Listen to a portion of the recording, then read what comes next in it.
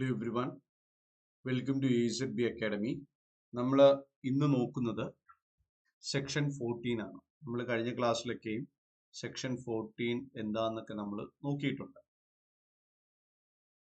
അതായത് സെക്ഷൻ 14മായി ബന്ധപ്പെട്ട ബേസ് നോക്കി. ഇന്ന് ലാസ്റ്റ് ക്ലാസ് ആണ് സെക്ഷൻ 14ന്റെ ലാസ്റ്റ് പാർട്ടാണ്. ഓരോ ദിവസത്തെ ആ വീഡിയോ നോക്കുമ്പോൾ നിങ്ങൾക്ക് കൃത്യമായിട്ട് എന്ത് പഠിക്കണമെന്ന് അതിൽ നിന്നൊരു ഐഡിയ കിട്ടും. നമ്മൾ സ്റ്റാർട്ട് ചെയ്യുകയാണ്. നമ്മൾ നോക്കുന്നത് ജനറൽ എക്സെപ്ഷൻസ് അഥവാ സാമാന്യമായ അപവാദങ്ങൾ എന്നൊരു ഏരിയ.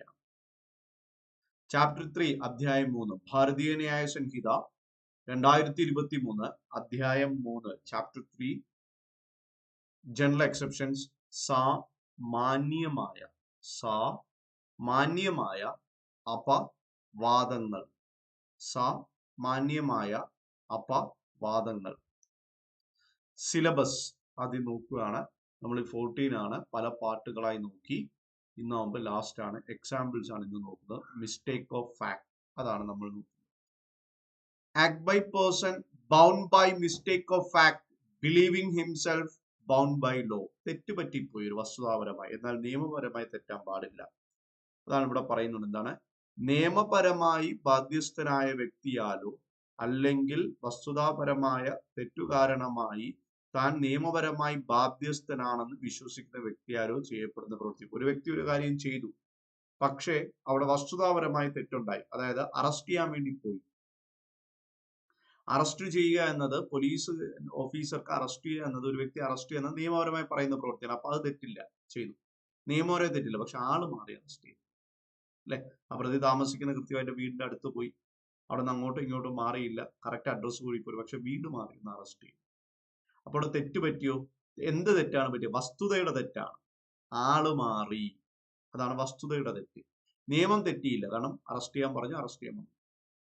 അറസ്റ്റ് ചെയ്യാൻ പറഞ്ഞിട്ട് അറസ്റ്റ് ചെയ്യാതെ ഇരുന്നാൽ, അയ്യോ എനിക്ക് അറസ്റ്റ് ചെയ്യണമെന്ന് അറിയില്ലെന്ന് പറഞ്ഞാൽ സമ്മതിക്കില്ല. നിയമത്തിന്റെ തെറ്റ് അനുവദിക്കത്തില്ല. അതാണ് നിയമപരമായി ബാധ്യസ്ഥനായ വ്യക്തിയാലോ അല്ലെങ്കിൽ വസ്തുതാപരമായ തെറ്റുകാരണമായി. നിയമപരമായി ബാധ്യസ്ഥനായിരിക്കണം വ്യക്തിയാലോ അല്ല വസ്തുത തെറ്റ് കാരണമായി താൻ നിയമപരമായി ബാധ്യസ്ഥനാണെന്ന് വിശ്വസിക്കുന്ന വ്യക്തിയാലോ ചിലപ്പം തെറ്റുപറ്റും. നിയമപരമായി ഞാൻ ചെയ്യേണ്ട ഒരു വ്യക്തിയാണ്, പക്ഷെ തെറ്റുപറ്റതാണ്. അപ്പൊ നിയമപരമായി ഒരു പ്രവൃത്തി ചെയ്യാൻ ബാധ്യസ്ഥനായ വ്യക്തിയാലോ, നിയമപരമായി അദ്ദേഹം ബാധ്യസ്ഥനാണ്, അറസ്റ്റ് ചെയ്തേ പറ്റൂ, നിയമപരമായിട്ട് പോലീസ് ഓഫീസർ ചെയ്യേണ്ടതാണ്. അല്ലെങ്കിൽ നിയമപരമായ തെറ്റ് കാരണമല്ലാതെ,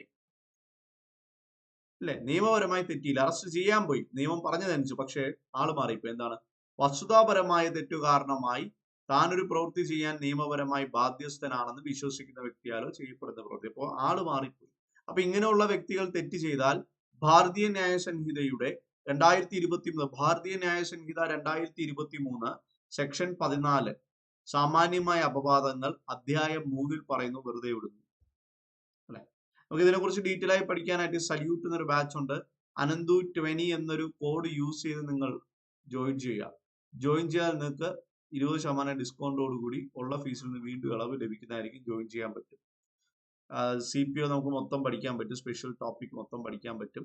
അപ്പൊ നമ്മൾ തുടങ്ങുകയാണ്. ഉദാഹരണങ്ങളാണ്. കഴിഞ്ഞ ക്ലാസ്സുകളിലെല്ലാം നമ്മൾ കൃത്യമായിട്ട് എല്ലാം പഠിച്ചു കഴിഞ്ഞു. ഇനി നമുക്ക് ഇന്നത്തെ ക്ലാസ്സിലുള്ളത് ഉദാഹരണങ്ങളാണ്. ആദ്യത്തെ ഉദാഹരണം എടുക്കുകയാണ്.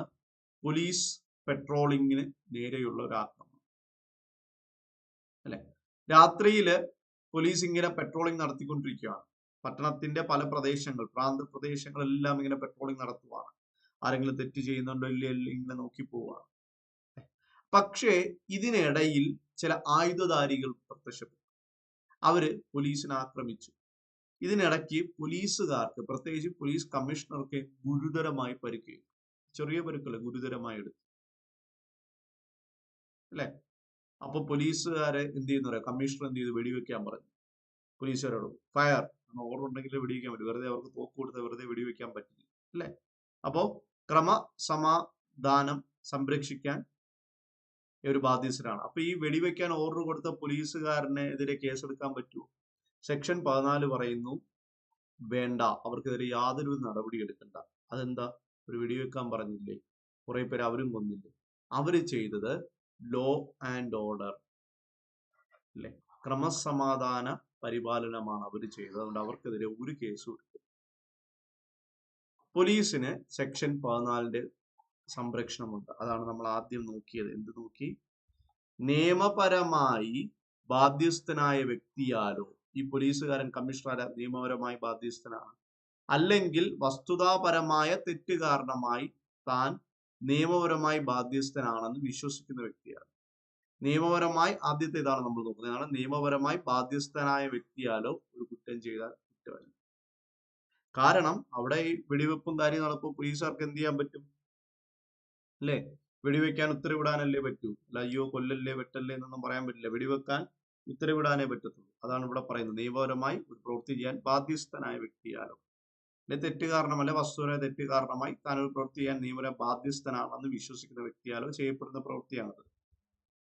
നമ്മൾ അടുത്ത എക്സാമ്പിളിലേക്ക് പോവുകയാണ്. അത് കഴിഞ്ഞല്ലോ, മനസ്സിലായല്ലോ. അപ്പോൾ അവിടെ വീഡിയോ വെച്ചാൽ വെച്ചോളൂ, വെക്കടാ വേടി, അല്ലെ? കാരണം നിയമം സംരക്ഷിക്കാൻ വേണ്ടിയാണ് ഇത് ചെയ്തത്, വേറെ ഒന്നിനുമല്ല. ആരെ ഉപദ്രവിക്കാനോ ഒന്നുമല്ല അവരത് ചെയ്തത് എന്നൊരു ഉത്തമ ബോധ്യവും ഇവിടെ ഉണ്ടായിരിക്കും.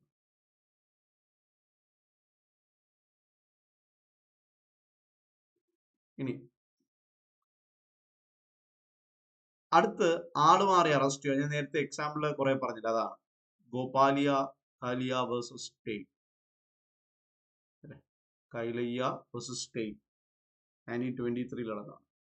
അതായത് ഒരാൾക്കെതിരെ അറസ്റ്റ് വാറണ്ട് പുറപ്പെടുവിച്ചു. അറസ്റ്റ് വാറണ്ട്, അല്ലെ? അറസ്റ്റ് വാറണ്ട് എന്തായാലും പുറപ്പെടുവിച്ചു. പക്ഷേ ആള് മാറിപ്പോയി. ആൾ മാറി, ആ ഒരു പ്രശ്നമുള്ളൂ, വേറൊന്നുമില്ല. ആള് മാറി, അല്ലെ? അറസ്റ്റിലെ അയാൾ പരാതി നൽകി. കണ്ടില്ലേ, എന്നെ അപമാനിച്ചു, നാട്ടുകാരെല്ലാം എന്നെ കള്ളനായി കണ്ടില്ലേ, എന്നെ വന്ന് അപമാനിച്ച് അറസ്റ്റ് ചെയ്തുകൊണ്ട് പോയില്ലേ, ഞാനല്ല അറസ്റ്റ് ചെയ്യേണ്ടത്, ഈ പോലീസുകാർക്ക് ഒരു വിവരവും ഇല്ലേ, അല്ലേ? നേരെ കോടതിയിലെത്തി. പോലീസുകാർ പറഞ്ഞു തെറ്റുപറ്റി, ഞങ്ങൾ വെറുതെ വന്നതല്ല, കറക്റ്റ് അഡ്രസ് നോക്കി വന്നതാണ്, ഞങ്ങൾക്ക് വ്യക്തമായ ഓർഡർ കിട്ടി, അതിന്റെ ഭാഗമായിട്ട് വന്നതാണ്, ഞങ്ങളുടെ അറസ്റ്റ് വാറണ്ട് എല്ലാം ഉണ്ട്. പക്ഷേ ആ സമയത്ത് ഒറിജിനൽ പ്രതിയെ പിടിക്കാൻ വന്ന് കിട്ടിയത് വേറൊരാളാണ്. കാരണം ആ സ്ഥലത്ത് നിന്നത് വേറൊരാളാണ്. ഒറിജിനൽ പ്രതി ആ സമയത്ത് രക്ഷപ്പെട്ടു, ഇദ്ദേഹം മാത്രം പമ്മിപ്പരിങ്ങി നിൽക്കുന്നുണ്ട്. അപ്പൊ നമുക്ക് അദ്ദേഹത്തെ അറസ്റ്റ് ചെയ്യേണ്ടി വന്നു, കുറച്ച് കാര്യങ്ങൾ അറിയുവാനും മറ്റു കാര്യങ്ങൾക്ക് വേണ്ടി ആയാലും. അല്ലെങ്കിൽ മാറിപ്പോയതാണ്, ക്ഷമിക്കണമെന്ന് പറഞ്ഞു. കോടതി പറഞ്ഞു കുഴപ്പമില്ല, നിയമപരമായി നിങ്ങൾ തെറ്റൊന്നും ചെയ്തില്ല. കാരണം അറസ്റ്റ് ചെയ്യാൻ നിയമം പറഞ്ഞു, നിങ്ങൾ അത് ചെയ്തു, കൃത്യമായിട്ട് അറസ്റ്റ് ചെയ്യുന്ന നടപടിക്രമമെല്ലാം നിങ്ങൾ പാലിച്ചു. അവിടെ വന്നപ്പോൾ ഒരാള് മാറിയല്ലേ ഉള്ളൂ. കോടതി പറഞ്ഞു ഭാരതീയ ന്യായ സംഹിത 2023 അധ്യായം ചാപ്റ്റർ 3 അധ്യായം 3 സെക്ഷൻ 14 എന്ത് ചെയ്യുന്നു? നിങ്ങളെ വെറുതെ വിട്ടിരിക്കുന്നു, പൊക്കൊള്ളുക. നിങ്ങൾ ബാധ്യസ്ഥൻ ആണോ? അല്ല, ഒരു കുറ്റവും ചെയ്തിട്ടില്ല. അടുത്ത് സബോർഡിനേറ്റ് ഒരു ഓഫീസർ തോക്ക് പ്രയോഗിക്കുകയാണ്. ചരൺദാസ് നാരായൺ സിംഗ് വേഴ്സസ് സ്റ്റേറ്റ് ഒരു കേസാണ്. അതായത് അവിടെ ഒരു ടെന്റിൽ ചീട്ടുകളി നടക്കണം, ചൂതുകളി നടക്കണം, ചൂതാട്ടം. പോലീസിന് വിവരം കിട്ടി. ഉന്നത പോലീസ് ഉദ്യോഗസ്ഥരും, അല്ലെ, പിന്നെ അവിടെ ഒരു കീഴുദ്യോഗസ്ഥന്മാരൊക്കെ ചേർന്ന് അന്വേഷണത്തിന് വേണ്ടി വിട്ടയച്ചു, അല്ലെ? അപ്പൊ പോലീസ് സംഘം അവിടെ എത്തിയിട്ട് കൂടാരം ഇങ്ങനെ വളഞ്ഞു, അല്ലെ? എന്നിട്ടൊരു പോലീസുകാരൻ വേറൊരു പോലീസുകാരനോട് പറഞ്ഞു, കീഴുദ്യോഗസ്ഥനോട് പറഞ്ഞു, അകത്ത് കയറി നോക്കൂ, ചൂതുകളി അവിടെ നടക്കുന്നുണ്ടോ ഇല്ലയോ നോക്കാൻ പറഞ്ഞു. വളഞ്ഞിട്ട്, കൂടാരം വളഞ്ഞിട്ട് നോക്കാൻ പറഞ്ഞു, അല്ലെ? അകത്ത് കയറിയതും അവിടെ ഒരാൾ വെടിയേറ്റ് മരിച്ചു. അല്ലെ? അതായത് അകത്ത് കയറിയ ഒരു ഉദ്യോഗസ്ഥൻ അകത്ത് കയറിയല്ലോ, അദ്ദേഹം തന്റെ തോക്കെടുത്ത് അവിടെ ഉള്ള ഒരാളെ വെടിവെച്ചു, അല്ലെ? അങ്ങനെ കോടതിയിൽ കേസെത്തിയപ്പോ ഈ അകത്ത് കയറിയ പോലീസുകാരൻ പറഞ്ഞു, ഞാൻ വെടിവെച്ചത് എന്റെ മേലുദ്യോഗസ്ഥൻ പറഞ്ഞിട്ട്. കാരണം അകത്ത് കയറി നോക്കിയിട്ട് അവിടെ എന്തെങ്കിലും ഉണ്ടെങ്കിൽ വെടിവെക്കാനും പറഞ്ഞിട്ടുണ്ട്. മേലുദ്യോഗസ്ഥനെ വിളിച്ചു പറഞ്ഞു അതെ, കാരണം ചൂതുകളി അടക്കുവാണ്, അപ്പം ചെല്ലുമ്പോ അവിടെ കയറിയിട്ട് നോക്ക്, മാത്രമല്ല അതനുസരിച്ച് വെടിവെക്കാനും ഞാൻ ഉത്തരവ് കൊടുത്തു, അല്ലെ? അപ്പോ കോടതിയുടെ മുമ്പില് കേസ് നിൽക്കുകയാണ്, അല്ലെ? അപ്പോ കോടതി പരിശോധന ഒരു ഉത്തരവുണ്ട്, വെടിവെക്കാം അല്ലെ, വെടിവെക്കാം. കോടതി നോക്കിയപ്പോൾ ഇദ്ദേഹം വെടിവെച്ചത് നേരത്തെ പറഞ്ഞിട്ടുണ്ട്, ആവശ്യ കാര്യങ്ങളിൽ വെടിവെക്കാൻ പറഞ്ഞിട്ടുണ്ട് അല്ലെ. കോടതി പറഞ്ഞത് ഇവിടെ ആ മേലുദ്യോഗസ്ഥന്റെ ഉത്തരവ് ശരിയല്ല അല്ലെ. കാരണം ഇവിടെ തെറ്റുപറ്റി. കാരണം അവിടെ വെടിവെക്കേണ്ട സാഹചര്യം ഒന്നുമില്ല. പാവപ്പെട്ട ആൾക്കാരോട് ചൂത് കളിക്കണം അല്ലെ. അവിടെ കയറി വെടിവെക്കാനല്ല പറഞ്ഞത്, കയറി നേരത്തെ ഓർഡർ ഉണ്ട്, അതുകൊണ്ട് നേരത്തെ ഓർഡർ ഉള്ളതുകൊണ്ട് ഞാൻ അകത്ത് ഇറങ്ങി വെടിവെച്ചു. കോടതി അങ്ങനെയല്ല, നീ അകത്ത് കയറുമ്പോൾ പ്രശ്നം ഉണ്ടെങ്കിൽ വെടിവെക്കുക, അകത്ത് കയറിയപ്പോൾ ഒരു കുഴപ്പമില്ലല്ലോ. നേരത്തെ ഓർഡർ വന്ന് തോക്ക് കയ്യിലിരുന്നോണ്ട് അവിടെ വെടിവെക്കാൻ നിന്റെ അടുത്ത് ആരാ പറഞ്ഞു അല്ലെ. നീ 14ന്റെ സംരക്ഷണം പ്രതീക്ഷിക്കേണ്ട, 14ന്റെ സംരക്ഷണമായിട്ട് ഇങ്ങോട്ട് വരണ്ട, തരില്ല അല്ലെ. അതൊരിക്കലും പ്രതീക്ഷിക്കേണ്ട ആവശ്യമില്ല എന്ന് കോടതി പറഞ്ഞു. കാരണം എന്താ? കാരണം ഇവിടെ അങ്ങനെ ഒരു സാഹചര്യമില്ല. നേരത്തെ എന്ത് പ്രശ്നം ഉണ്ടെങ്കിലും വെടിവെക്കാൻ ഉത്തരവ് നൽകി വിട്ടു. പക്ഷെ വന്നപ്പോ അവിടെ പ്രശ്നം നടക്കണം, അല്ലാതെ നേരത്തെ തന്നുകൊണ്ട് ഞാൻ അകത്ത് കയറിക്കൊണ്ട് വെടിവെച്ചെന്ന് പറഞ്ഞിട്ട് കാര്യമില്ല എന്ന് പറഞ്ഞൊരു കേസാണ് ഇതെന്ന് പറയുന്നത് അല്ലെ. അപ്പോ ഇത് നിയമവിരുദ്ധമായിട്ട് കോടതി കാണുകയും കൊലപാതക കുറ്റത്തിന് അകത്തെടുത്ത് കിട്ടും അല്ലെ. ഇതുപോലെ ഒരുപാട് എക്സാമ്പിളുകളും, ഈ തരുന്ന എക്സാമ്പിളൊക്കെ എക്സാമിന് ചോദിക്കത്തുള്ളൂ. ഒരുപാട് കാര്യങ്ങളും പഠിക്കണമെങ്കിൽ കേരള PSCയുടെ സല്യൂട്ട് എന്നൊരു ബാച്ച് നിങ്ങൾ ജോയിൻ ചെയ്യുക.